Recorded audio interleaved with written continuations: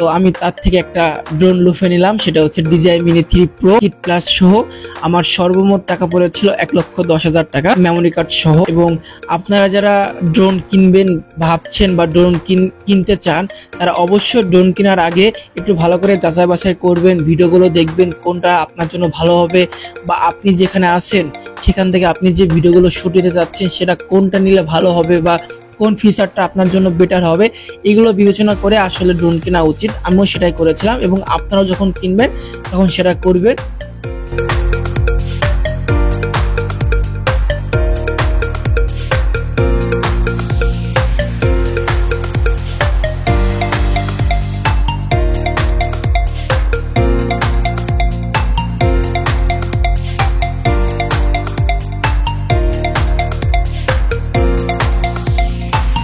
বিভিন্ন জায়গার সুন্দর সুন্দর ভিডিও তুলে ধরবো আপনাদের মাঝে।